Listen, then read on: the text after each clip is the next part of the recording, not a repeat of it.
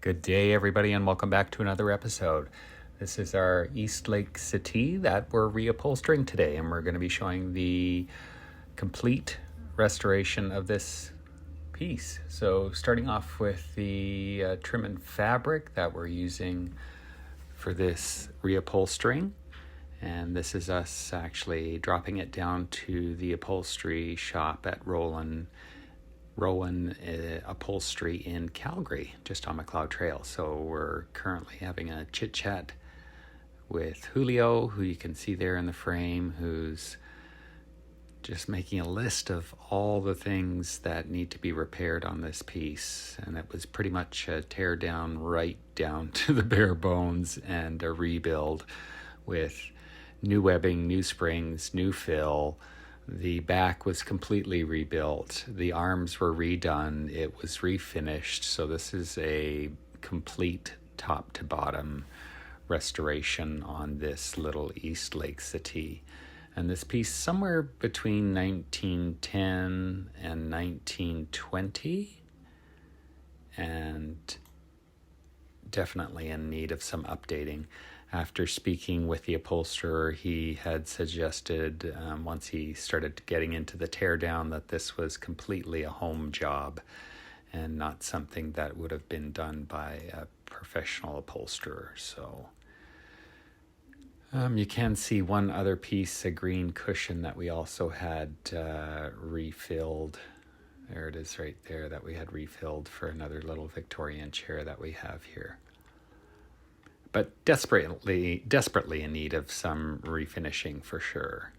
So this is, as we get into the back room now, you can see there is a particle board holding the springs in place. There was no more webbing left. Here we're starting to dismantle and take apart the back piece, taking out the previous fill, and then making arrangements to remove all the rest of the fabric, fill, and springs and everything else that remained here. So there was quite a few different layers here. You'll get a sneak peek into what's underneath all of this stuff, because there is some different fabrics actually underneath. Some of them just lining fabrics, I believe. They were not meant to be original fabrics or something that was sat on. I think it was just lining underneath.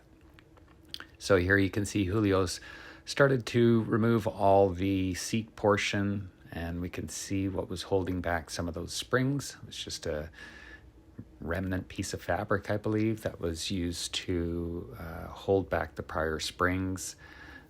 Some of the tying of the springs that keeps the springs in place had obviously come undone. You can start to see some of that there. The springs were certainly not upright.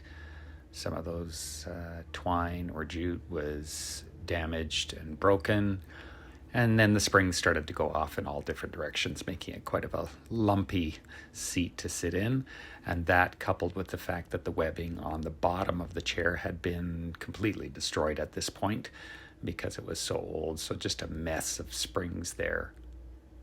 So this is Julio at this point has got the piece already taken apart and re-glued. This is it completely re-glued. And then he's going to start the tedious work of sanding and refinishing.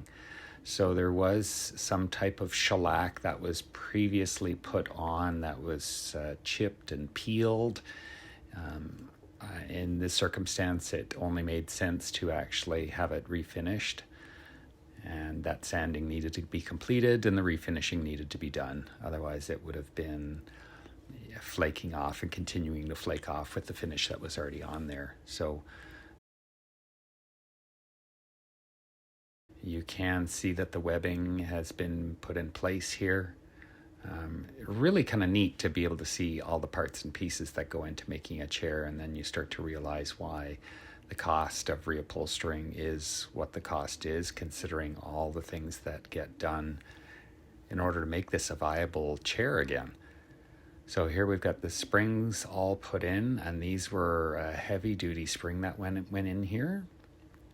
Next, they'll all be tied down, and you can see they're tied down in all different directions. So that ensures that those springs are staying in place and they're not going to be moving anytime soon. And then we got some additional layers that go down and then get sewn down to create basically the form of the seat. And you can see on the underside of the webbing here, those little cross stitches there to hold the springs to the actual webbing. And then some additional foam that goes on over top just to make the seating that much more comfortable. And then we start with this beautiful fabric, absolutely gorgeous. And so when Julio was installing this, he did have to make some adjustments in terms of what piece of fabric. There were some defects in the fabric, unfortunately, but he was able to make this absolutely beautiful. It is gorgeous the way the light catches those different colors. Here he is just trimming off some of the excess fabric as he stapled everything down, and then just going to be having a seat to make sure everything's good. Isn't that beautiful? Absolutely gorgeous. And just the back left and the arm left to do here. So some additional stuffing, and this would have been in the seat as well. I just unfortunately didn't have pictures of that.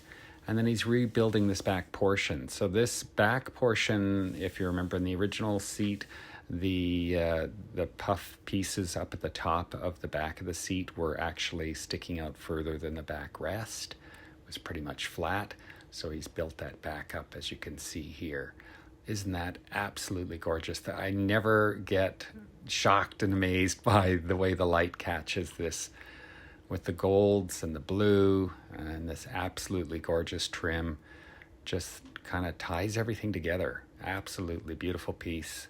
Again, I can't take any credit for fabric or trim selections. This would all be my husband, who's an interior designer and who knows what he's doing and has made this look absolutely stunning.